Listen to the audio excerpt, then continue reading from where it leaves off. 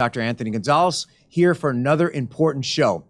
Today we are celebrating Alzheimer's Awareness Month, and obviously Alzheimer's, dementia, you may have somebody or know somebody who has problems with dementia or Alzheimer's. And so we're going to talk about that today. We're going to talk about Alzheimer's, we're going to talk about dementia, the differences, the causes, and even how to prevent it and treat it. So obviously to explain this to us, I've brought a neurologist, which is a doctor that specializes in the brain and all its aspects of the brain. Dr. Brad Herskowitz is with us today. Welcome, Brad. Thank you for having me, Anthony. Appreciate it. All right. So, Brad, first, tell everybody a little bit about yourself and what you do. Right. So I'm a neurologist. I'm in private practice at Baptist Hospital. I'm in practice with my father. I've been in practice for 23 years, as well as some other partners. I attend the hospital. I see consults there, and I also see patients in the office. And I have a clinical trial company where we actually run trials for patients with Alzheimer's disease. Oh, wow. Okay. So let's first talk about Alzheimer's, and maybe it's good for you to kind of explain to us the difference between Alzheimer's and dementia. Right. And, I guess a lot of people use these terms interchangeably, but maybe they're not interchangeable. Right. It's sort of a misnomer because patients often ask, what's the difference between Alzheimer's and dementia? But Alzheimer's is, in fact, the most common cause of dementia, and it's the most common neurodegenerative disease. So dementia basically means cognitive loss or short-term memory loss, plus other domains of cognition that you may lose, such as judgment, problem solving, visual, spatial, loss of direction, things like that. So dementia comprises all of those loss of domains as well as short-term memory loss. Again, Alzheimer's is the most common cause of dementia, comprises probably about 60% of patients with dementia, and is the most common cause of neurodegenerative disease. And then obviously other causes of dementia besides what's in the other 40%? Right. So other causes would be head injury, stroke, other types of neurodegenerative diseases like Lewy body dementia, vitamin B12 deficiency, other things like depression can cause sort of a pseudo-dementia. So there are other features that may suggest other causes of Alzheimer's dementia. Now, if you're somebody at home and you're kind of a little forgetful, and obviously you're going to probably tell us with age, probably there is some forgetfulness. Right. At what level are you starting to be worried that, hey, I really may have a dementia or I may have Alzheimer's? Right. And that's an important question because I get that often. And I think if you're over the age of 65 and you're concerned about your memory, you should, first of all, see a neurologist because we like to diagnose and treat dementia or something called mild cognitive impairment earlier on, especially if you're going to be involved in a trial or something. So I would say if there are complaints of memory, then I would go see somebody right away. But some of the things, like you said, as you get older, there is some atrophy of the brain. You do lose some neurons. And so you're going to be a little bit more forgetful, of course, and that's normal aging, right? But if you are consistently forgetful, if you're repeating questions or repeating things, or your spouse tells you that you already asked me that 5 minutes ago, or you forgot what you ordered you forgot you ordered something at the restaurant, things like that. I think if it's more consistent and more pervasive, and your spouse notices it, then I think it's probably worth getting an evaluation. All right. So Alzheimer's, what causes Alzheimer's? Right. Why does it occur? Right.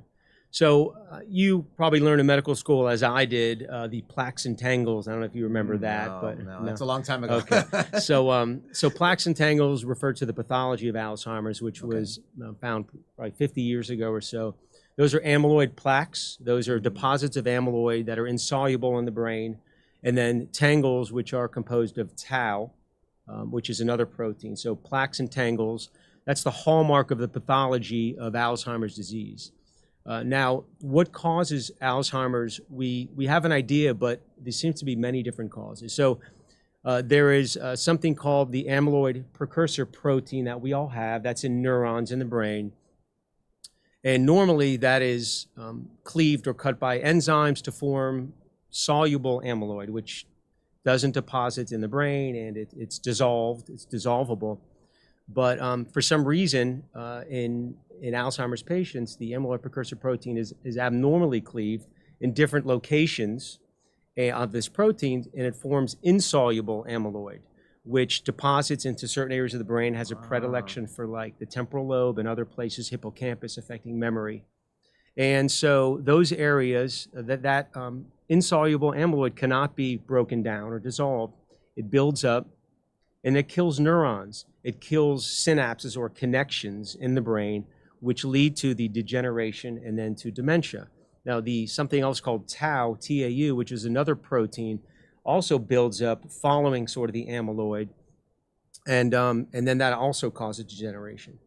And I think what's fascinating, which we've come to learn, researchers, not really me, but the researchers have found that even 20 to 30 years before the onset of actual dementia, that there is buildup of this amyloid and tau in the brain, and it slowly builds up, and it's not clinically relevant until there's degeneration and then dementia forms. So we can pick up these findings, many years before, and the question is what to do about it. Now we don't have really treatments for that, but I think in the future, in the preclinical phase, we may be able to treat prior to symptoms. Now you're explaining that there's a genetic problem in there. Right. Is it genetic? Are you born with this? Right. Is it acquired? Right. So Alzheimer's can be classified as early onset, like younger than 65 years of age, and then older onset, which is over 65. So younger onset generally has a much higher genetic predilection than does later onset. So there are genes, they're called, there's multiple genes, but the main ones are presenilin 1 and 2. There's amyloid precursor protein, and then there's ApoE allele, which is the epsilon 4, which has the highest predictor of Alzheimer's. Just because you have it doesn't mean you're going to get it, but a lot of patients with Alzheimer's do have the ApoE epsilon 4 allele. Those are the main genetic causes. Older than 65 and the late onset Alzheimer's mostly are sporadic. So meaning we don't know why people get them. No real genetic cause, but I think as time goes on, we will find more genes. Wow. And so who's more at risk? Is there a risk factor, male, female? Obviously age, you're older, you're going to be more at risk, but are there certain risk factors? Right. So age clearly is the most important risk factor, and genetics as well. If you do have a first degree relative, your risk is like 2 times. 2 first degree relatives, risk might be about 4 times. So clearly age and genetics. Women slightly more affected than men, almost even, but women a little bit more. Other risk factors would be lifestyle mainly. So uncontrolled high blood pressure, diabetes, type 2 diabetes alone has a higher risk, poor sleep, sedentary lifestyle, smoking. If you have cerebral vascular or cardiovascular disease, those also can increase your risk. So all the lifestyle issues are risk factors as well. Wow. So I hear it time and time again on this show about lifestyle factors, whether it be, sleeping appropriately and enough, things like obviously smoking and so forth. What about exercise? And I'm going to ask you mental exercise and physical exercise. Does that impact? Right.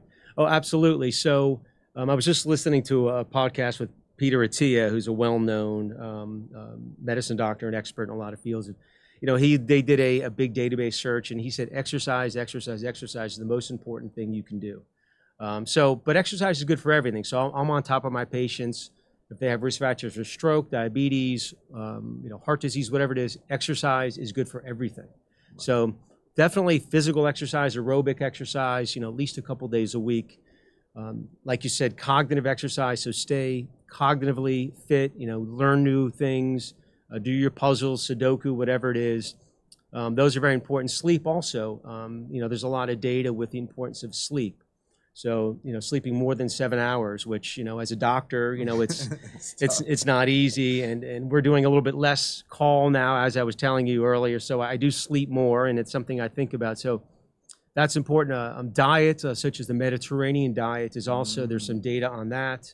And people with things like sleep apnea, obesity, those need to be addressed. So those are the things. So people say, what can I do? Well, there's a lot people can do on their own rather than depending on their doctor, their own accountability to prevent different diseases, including Alzheimer's. Yeah, I think it starts a lot earlier in your life than you think. I mean, obviously, if you're listening to us and you're a youngster, 20 or 30-year-old, doing all these right things and avoiding all those bad habits can lead to big benefits when you're older. Absolutely. Yeah. So obviously somebody's beginning to forget. Their spouse says, "Hey, you don't remember this, you don't remember that, you know, and so forth," and they're going to seek attention and seek care from you, somebody in your team, and they want to know if they have Alzheimer's. Now, obviously, when you evaluate a patient, what happens when they come to see you that you try to figure out if they have dementia or Alzheimer's? So, you know, that's one of the most common things I do see. And sometimes the spouse will say, you know, he has memory, he or she does, and the patient doesn't think they do, and they think it's not a problem. That's a pretty common thing too. But first, like with any patient or any doctor and any specialty, it starts with a history. You know, generally the history is insidious, short-term memory loss, forgetfulness, repeating things. You know, that's the most common initial complaint. And then you want to assess for other possibilities. Sort of the differential diagnosis that we all do, which would be, are they depressed, which you can get pseudo-dementia caused by depression, poor sleep, are they on certain medicines, especially in the elderly, that can affect cognition and memory. You know, so there's many, have they had a stroke? You know, do they are weak on one side or the other? Are there clinical signs of a stroke? Do they have another disorder, such as Lewy body dementia, where you can get psychosis or Parkinsonism? So it has to do with the history and the physical exam, looking for other signs. And then we do a mini mental status test, which is a 30-point questionnaire. It's done universally to determine how significant, you know, their cognitive loss is. And then the important thing is to do an MRI, MRI the brain to rule out other causes. They could have a subdural hematoma or a stroke or a tumor that can be causing their cognitive issues, or we do blood work, vitamin B12, thyroid, other things that can cause memory problems. And so the diagnosis of Alzheimer's, is it made because the MRI shows it, or because of the testing that you give them? How do you make that diagnosis? So things have changed a little bit in the paradigm of way we diagnose. So Alzheimer's used to be sort of a diagnosis of exclusion. So you get a history, you do an MRI, you do blood work, everything's, you know, kind of normal. You're like, oh, well, it's probably Alzheimer's. Take Aricept and I'll see you in 6 months. You know, that's kind of how it used to be. But now there are, I consider a diagnosis of an inclusion. So there are tests, diagnostic tests that can be done to evaluate for the biomarkers consistent with the pathology of Alzheimer's. So you can do a spinal tap, which most people don't want to do, but you can look for amyloid and tau in the spinal fluid. Amyloid PET scans, which look for amyloid deposits. You can do a cerebral PET scan, which looks for the glucose metabolism and neurodegeneration. So they're not all FDA approved, but within a trial, certainly you can do that. Now, what's coming out soon, and maybe it's out and we're using it with research, is a serum test. So you can do a blood test for Alzheimer's, looking for the biomarkers. One is p-tau 181, and there's some others. So eventually, that's going to be available to everybody, which is a blood test. Wow, okay. And so not all Alzheimer's is the same, because obviously you could have Alzheimer's be functional, and actually a retired physician whose son is also a physician with me, the mom is bedbound or institutionalized with Alzheimer's. So there's different stages of Alzheimer's, right? So explain to us, you know, what is the trajectory of Alzheimer's, and does everybody start very mild and end up very aggressive and very severe? How does that work? Sure. So there are different stages, and there's different governing bodies that use different stages. One body uses 1 through 7, 1 being preclinical, 7 being severe.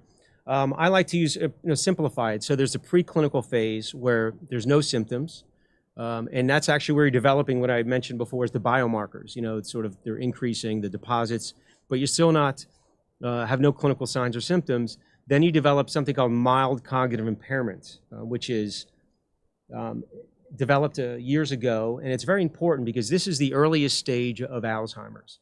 This is where, as we call it, MCI. This is where you start to have some memory problems, but you function normally. You don't have other areas affected like problem solving or judgment. You're still able to work and function normally. And this is an important phase because a lot of the trials and newer medications that will come out will be targeted towards MCI patients. That's when the brain has not degenerated much. That's when you're still able to hopefully treat the amyloid plaques and where you don't have a lot of neuron loss.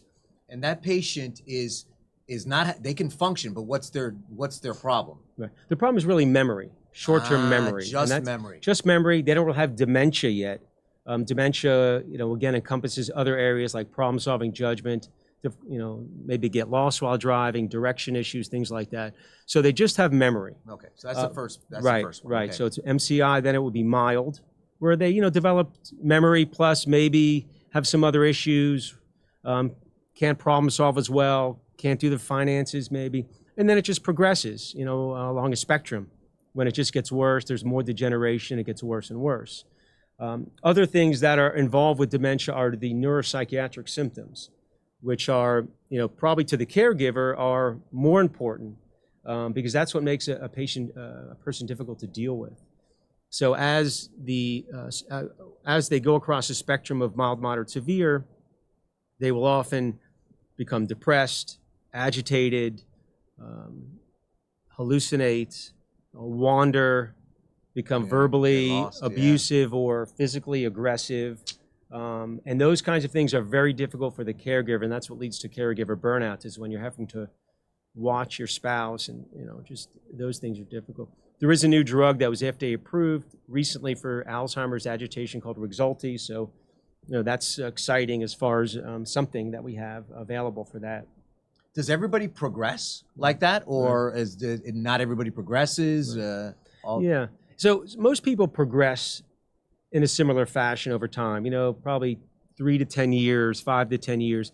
It generally is an insidious process. Some may have a more rapid progression. If someone is hospitalized or they get ill or a big change in environment, they can decompensate. If they have a stroke or something, or they fall, head injury, they can decompensate. But generally speaking, there's just a decline till they become immobile, can't eat, and they usually die. The most common cause would be probably pneumonia of aspiration.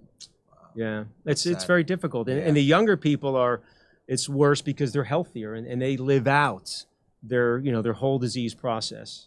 Wow. Yeah. All right, so we've talked about the disease. We've talked about some of the warning signs. You've given us the kind of the stages. So let's get into the treatment. Mm-hmm. Let's talk about, everything from, what you do for an MCI patient, a mild cognitive impairment patient, to what you do for, you already mentioned some of the more severe ones. So what are the treatment options now? Well, so right now and forever, there's been essentially 4 pills, Aricept or donepezil, memantine, galantamine, and razagiline. No, not razagiline. Get in there, maybe a drug. But those don't work very well. They don't address the underlying process, which is amyloid. They affect the neurotransmitters, so patients still get worse. That's why. Oh, wow. Yeah, so that's Aricept's made a lot of press, but it's not very helpful. No, it's not helpful. People get worse. Maybe they adjust the curve a tiny bit, but really, so that's why clinical trials are important. There's been many trials addressing amyloid and dissolving amyloid, and they've all been negative. And the question is why? I mean, there was one drug, I don't know if you heard about aducanumab or Aduhelm, which was approved about 2 years ago. And these are monoclonal antibodies. So they're given intravenously, they bind to amyloid, dissolve amyloid. And all these studies find that even if you dissolve amyloid, patients still don't have much clinical benefit. And the question is why? Because there's probably other factors involved. It's not just amyloid. It's mitochondrial dysfunction or cerebral issues or insulin resistance. So there's many different things we're looking at. And there's a drug called Leqembi, which was just FDA approved. And this is also a monoclonal antibody given intravenously twice a month. And it found in the clinical trials and in phase 3 that it met its primary outcome, which was a clinical benefit and functional benefit. It also dissolved amyloid. So they did amyloid PET scans, which is a special scan that looks at the amyloid plaques, and it dissolved amyloid. So it met statistical significance for the data, for its outcome. It dissolved amyloid. Patients did not worsen as significant as placebo.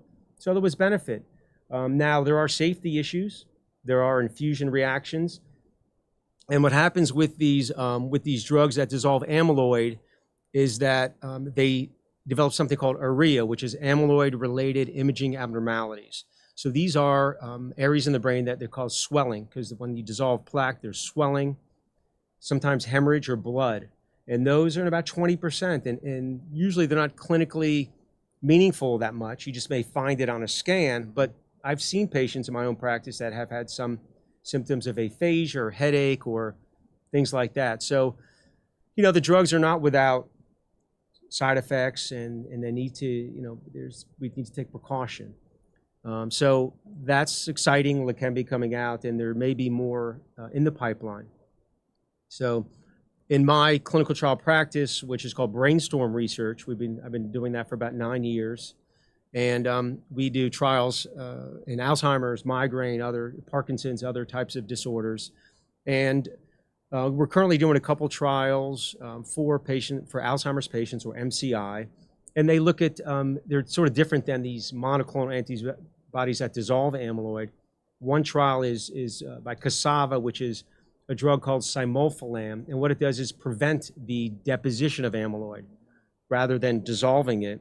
And it's a phase 3, which looks promising. Right. We'll see. And then another one actually is Viagra, or sildenafil. And, it's used for erectile dysfunction. Right. For blood pressure, right? Right, for blood pressure, right. And they found that it has some changes in the brain with dissolution of amyloid and tau and formation of new blood vessels. And so those 2 trials we have are actively enrolling. We're going to be starting a vaccine trial. Again, there was one that was negative so we're starting that probably next year. So a vaccine trial. So there's a lot of things on the horizon, a lot of research going on. So it's pretty exciting, but it's definitely an unmet need in society. Alzheimer's, affects 5 to 8 million people in the U.S., 50 million around the world, and we don't have a treatment. Wow. Hundreds of billions of dollars in cost. So it's a significant unmet need that we need to address. Yeah, and I think everybody has somebody that they know with Alzheimer's that's affected them and affected their family. Sure. So I'm listening to the treatment is all amyloid based. Is that right? Everything is kind of focused on the amyloid. Is that all the? Yeah, well, a lot of it has been because that's the pathologic hallmark. It's amyloid. But even if they've dealt with the amyloid, they haven't dealt with the clinical symptoms. It really hasn't been useful, apparently, right? That's true. They haven't found in the future, it may be combo therapy. It may be dissolve amyloid, but maybe this drug for the one we're talking about, Cassava, and preventing amyloid deposition, or one for oxidative stress, or insulin resistance, and how does that play? So there's a dynamic of an interplay of all these different things. It's not just amyloid. Amyloid is the sort of the final common pathway. That's what's there. That's what kills neurons. But how does it get there? What is the interplay and the mechanisms that get it there? We don't really know, and that's why there's so much research going on. Wow. Has there ever been any thought of doing anything else by medicine? And I don't have no idea, whether it be radiotherapy or stimulation therapy, anything like that in the brain for Alzheimer's? Yeah, I think they're doing some ultrasound therapy, maybe for plaque dissolution. I'm not terribly familiar with that, but I think there's I'm sure there's multiple studies going on looking, because we know that dissolving amyloid, it's not that simple. It's not like, here we have a plaque, let's dissolve it and everything will be fine. That's not the case. There's other things going on. Much more complex. And lastly, I just wanted to focus a little bit on the clinical trials. Like you, I do a lot of clinical trials in patients, whether it be prospective trials, meaning for our listeners, that means trials that the patients are enrolled and we decide on a surgical approach for the patient. Sure. Sometimes they're retrospective, where we're looking back on the patient. But explain to patients a little bit about clinical trials and the safety and the benefit of clinical trials, because sometimes the lay public believes that, I don't want to be a rat and be tested upon, right? But, there's large benefits, not only for you as the patient, but for the future of medicine. So talk a little bit to that. Yeah, I think I'm in a fortunate position in my practice where I can offer clinical trials to people instead of, saying, again, here's Aricept. And it doesn't work. Come back. It doesn't work, but come back in 6 months and you'll be a little bit worse.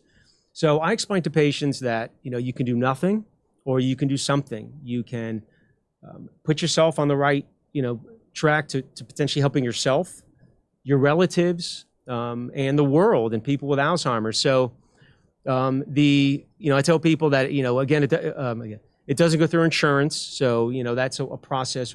People think about it's going to cost them money and time and so forth, but it's a very sort of rewarding process, and to be a part of something where it could be the potential cure, it could help you. And so with any disease process, whether it's in your field, my field, any field, you have to do clinical trials. I mean, that's why we are where we are in medicine, and there's so much advancement because of clinical trials. So I have discussions with my patients, and and I think it's building trust, building a rapport, and I think it's worked out very well. Wow. Oh, great. So we've learned quite a bit about Alzheimer's, dementia. One of the things I've listened to here today is obviously if your loved one or your partner, or your spouse, or somebody's telling you you're forgetting things, I think listen to them. Seek care with a neurologist. Prevention is all the usual lifestyle changes that we've talked about. And unfortunately, there hasn't been good treatment for Alzheimer's, but it looks like there's some good things on the horizon. So any parting thoughts or suggestions you give our viewers in regard to Alzheimer's, dementia, or anything neurologic that you want to take home? Right. I mean, I think that patients need to have accountability, and I urge this with all my patients, whether it's stroke prevention.